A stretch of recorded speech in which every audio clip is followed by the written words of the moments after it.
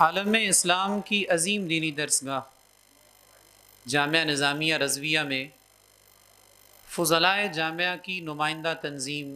مجلس علماء نظامیہ پاکستان کے زیر اہتمام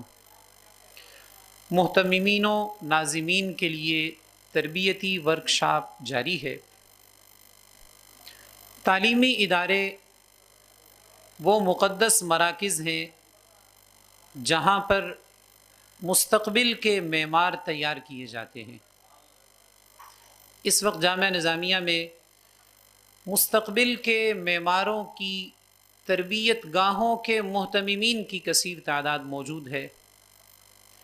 اور یہ بھی بات باعث مسرت ہے کہ جانشین شہید پاکستان اس وقت ہمارے درمیان ان محتممین کی تربیت کے لیے موجود ہیں۔ چنانچہ میں گزارش کر رہا ہوں جانشین شہید پاکستان استاذ العلماء مولانا ڈاکٹر راغب حسین نعیمی صاحب دامت برکاتہ سے آپ اپنی مسند پر تشریف فرما ہوں اور تربیتی لیکچر سے نوازیں۔ بسم اللہ الرحمن الرحیم۔ بہت شکریہ آپ کا۔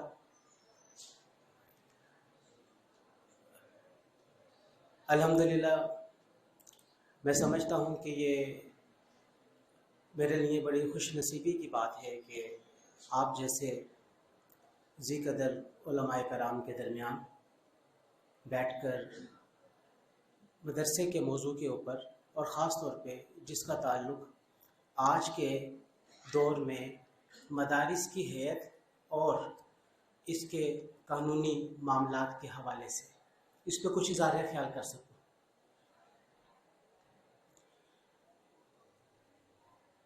زمانہ وسطیٰ میں مدارس کی تاریخ بڑی مضبوط ہے، اور اس کے ڈانڈے بغداد، کوفہ، بصرہ، شام کے دیگر علاقے اور ماوراء النہر کے علاقوں سے جا ملتے ہیں۔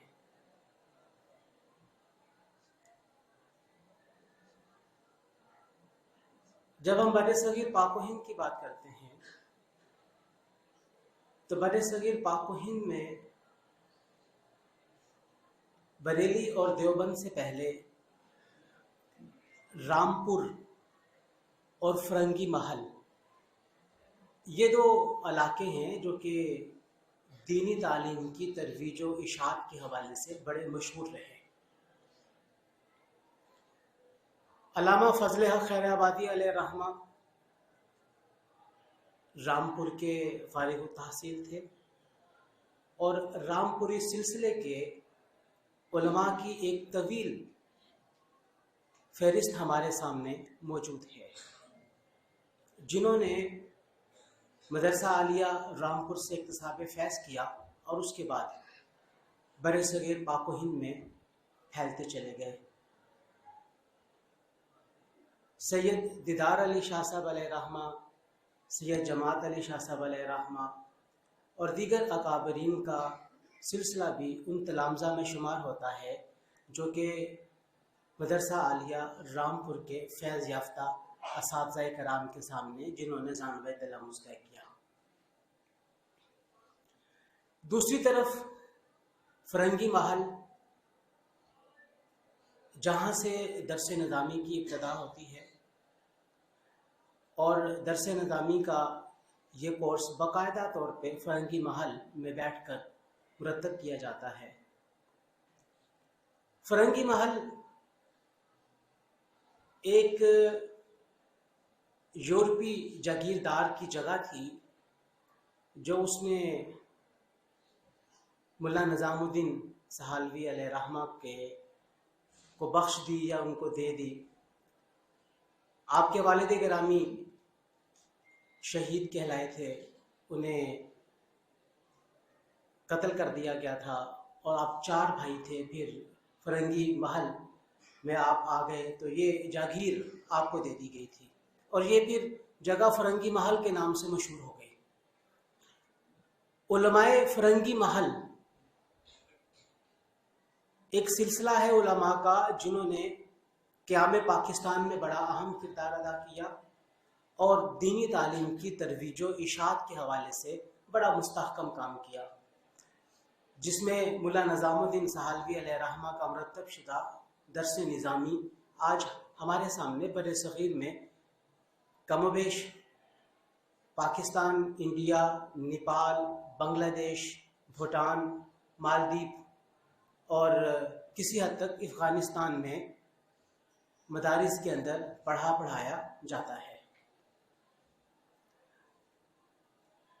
ملا نظام الدین سہالوی علیہ رحمہ نے اسی فرنگی محل میں ایک مدرسہ بھی قائم کیا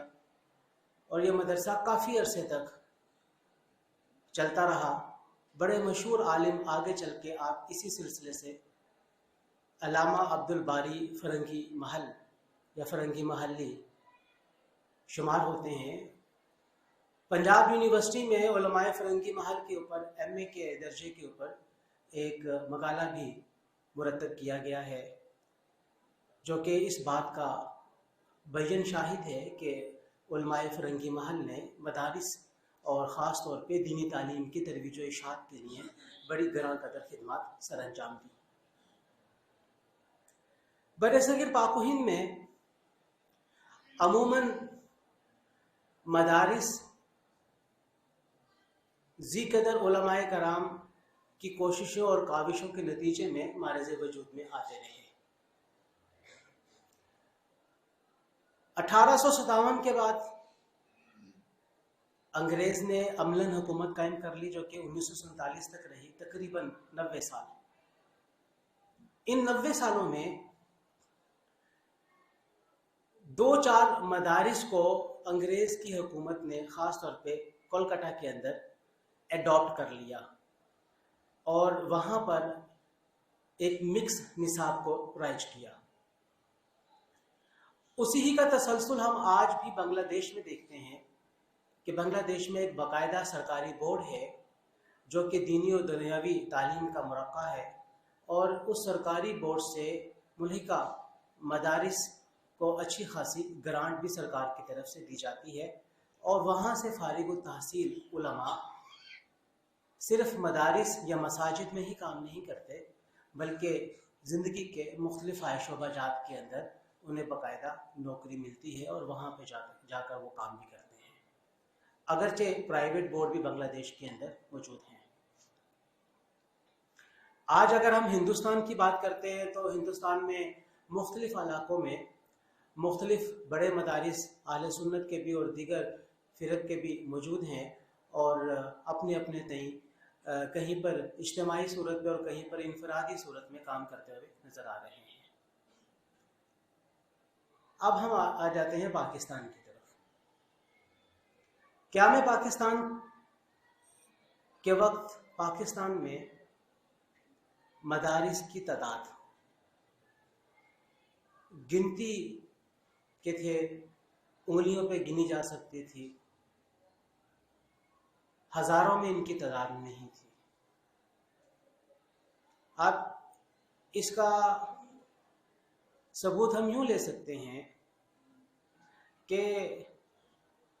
تنظیم المدارس کے ساتھ ملحقہ مدارس جو آج 10,000 سے زائد ہو چکے ہیں، یہ 2003-4 تک 5 تک 1400 سے زائد نہ تھے، اور جس طرح ہمارے مدارس اہل سنت کے 2001-2 میں 1400 تک تھے، اسی طریقے سے دیگر وفاقوں کے مدارس بھی اسی نسبت اور اسی تناسب سے موجود تھے۔ یہ پچھلے 20 سال میں 2 دہائیوں میں مدارس کی تعداد میں بہت تیزی کے ساتھ اضافہ ہوا ہے۔ ہم سب جانتے ہیں کہ مختلف مکاتبہ فرقہ نے اپنے اپنے مدارس کے وفاق قائم کیے۔ تنظیم المدارس 1960 کی دہائی میں ڈیرہ غازی خاں میں بنیادی طور پر قائم ہوا۔ اس کے بعد پھر وفاق المدارس الاسلامیہ دیوبندی مکتبہ فکر کا ہے، وفاق المدارس سلفیہ اہل حدیث مکتبہ فکر کا ہے، رابطۃ المدارس جماعت اسلامی کا ہے، اور اسی طریقے سے وفاق المدارس شیعہ. یہ 5 وفاق صدر ضیاء الحق کے دور میں باقاعدہ طور پہ ڈگری ایوارڈنگ انسٹیٹیوٹ کے طور پہ منظور کیے گئے، یا یوں کہہ لیجئے کہ ان وفاق کی طرف سے جاری کردہ الشہادت العالمیہ کی ڈگری کو MA کے برابر قرار دیا گیا. اور یہ کم و بیش 1984 85 82 یعنی یہ وہ عرصہ ہے کہ جب ان مدارس کی ڈگریوں کو MA کے برابر وقت دی گئی. اس سے پہلے ان مدارس کی ڈگریوں کی کہیں پر بھی کوئی وقت نہیں تھی. لیکن مدارس کی اصلاحات کے حوالے سے کام بہت پہلے ہی سے شروع ہو چکا، اور جو سب سے پہلے ہمیں باقاعدہ طور پہ اصلاحات کے حوالے سے کام ملتا ہے وہ ڈاکٹر ممتاز احمد انٹرنیشنل اسلامک یونیورسٹی کے ایک اسکالر تھے، اللہ کو پیارے ہو گئے. انہوں نے دینی مدارس کے حوالے سے ایک باقاعدہ کتاب لکھی جو کہ 1975 اور 80 کے درمیان لکھی گئی، اور اس میں اکابر علماء کرام کے، مفتیان کرام کے، جو کہ مختلف مدارس کے ناظمین تھے، مختلف سوالات کے ذریعے مدارس کی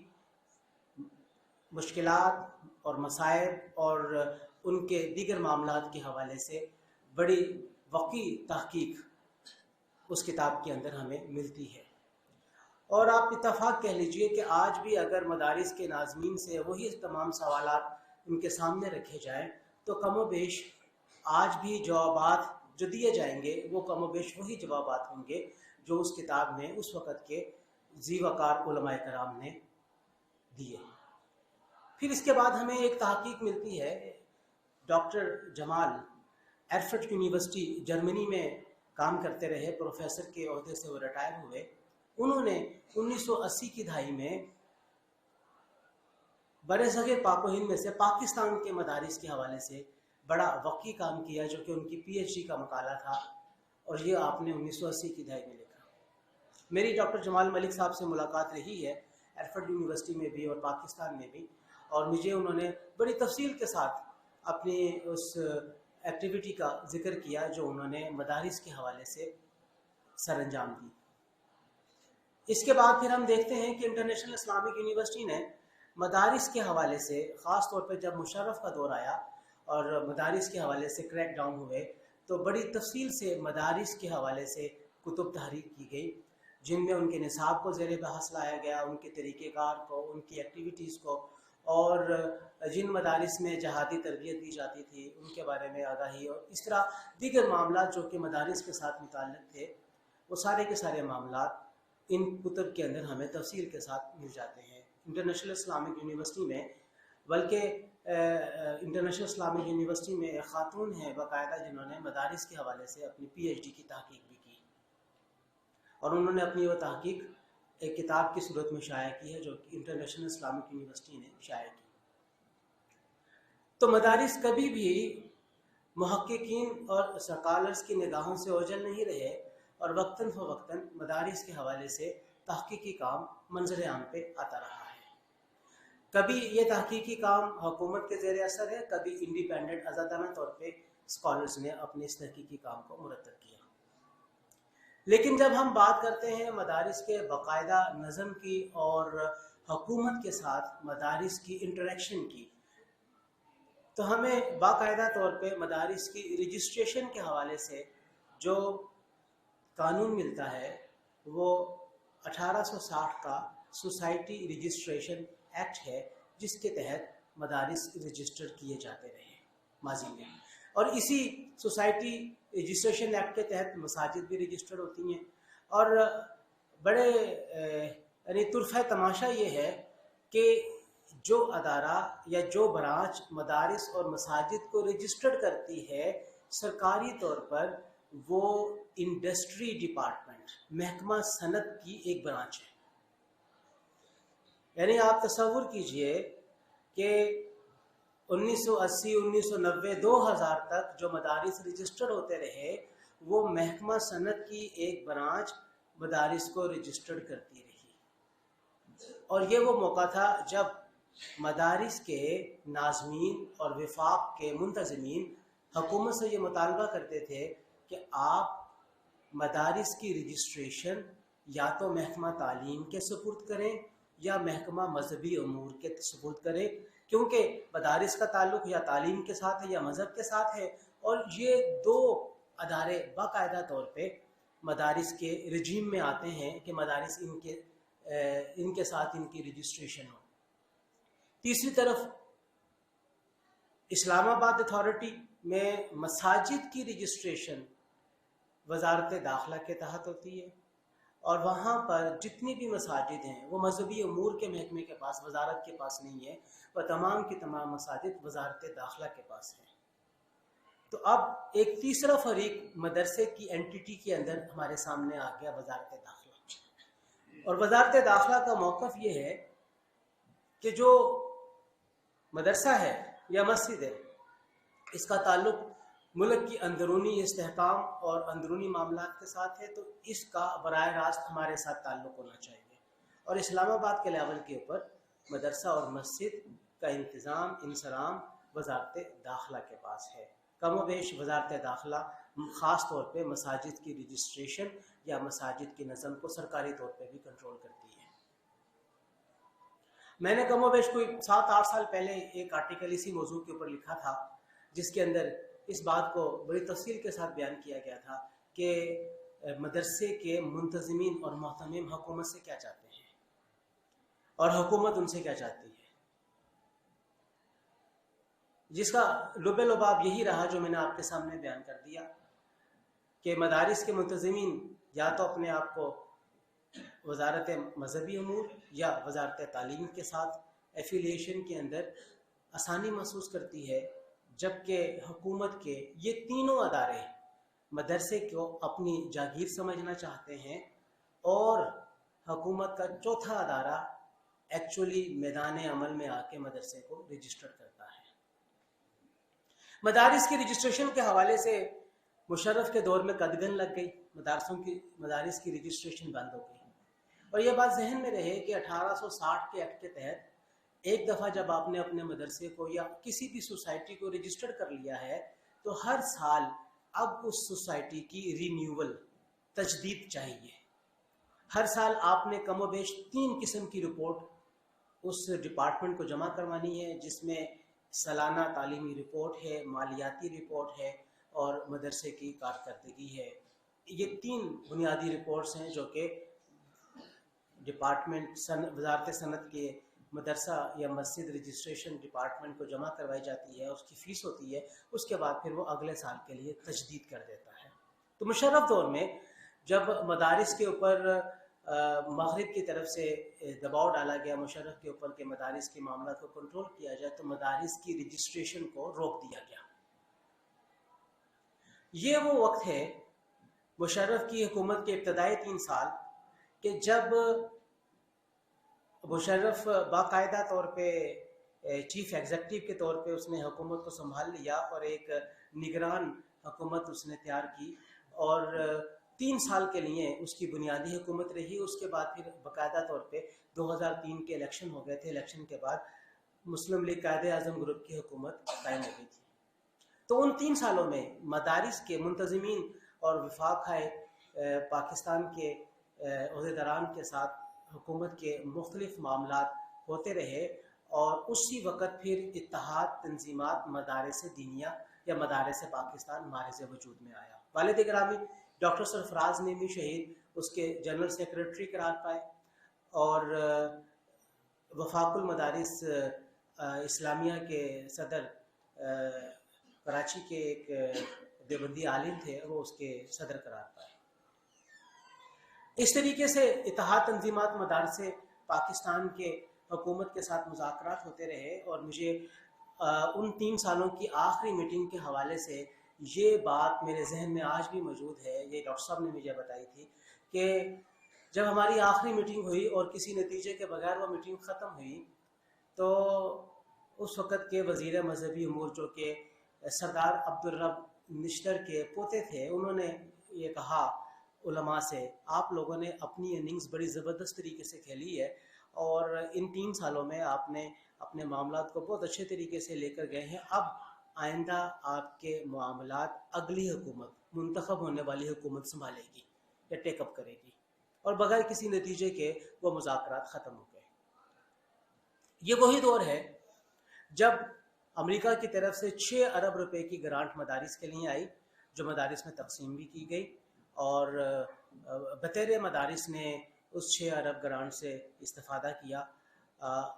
کتنی گرانٹ مدارس میں تقسیم ہوئی اور کتنی درمیان میں رہ گئی، اس کے بارے میں تحقیق باقی ہے ہونا، کیونکہ ظاہر بات ہے یہ اداروں کے ذریعے دی جاتی ہے۔ مشرف کے دور میں یہ معاملات چلتے رہے اور اگلے 5 سال بھی پھر ایسے ہی سے مدرسوں کے معاملات کبھی اوپر کبھی نیچے رہے، حتیٰ کہ یہ بات طے پا گئی کہ اسے سوسائٹی ایکٹ کے تحت ہی رجسٹر کیا جائے گا، لیکن مسائل پھر بھی رہے اور آگے چل کے وہ مسائل بڑھتے چلے گئے۔ اس کے بعد پھر 2008 میں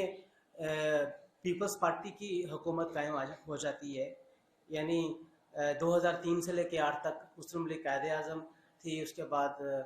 2008 میں پیپلز پارٹی آ جاتی ہے، پھر مذاکرات نئے سرے سے شروع ہوتے ہیں حکومتوں، یعنی جب بھی نئی حکومت آتی ہے تو مذاکرات بالکل نئے سرے سے شروع ہوتے ہیں، زیرو سے۔ پیچھے جتنا کچھ ہوتا ہے وہ سارا کا سارا ختم ہو جاتا ہے، جتنا کچھ ہوتا ہے وہ فائلوں کے اندر دب جاتا ہے، نئی فائلیں اوپن ہو جاتی ہیں،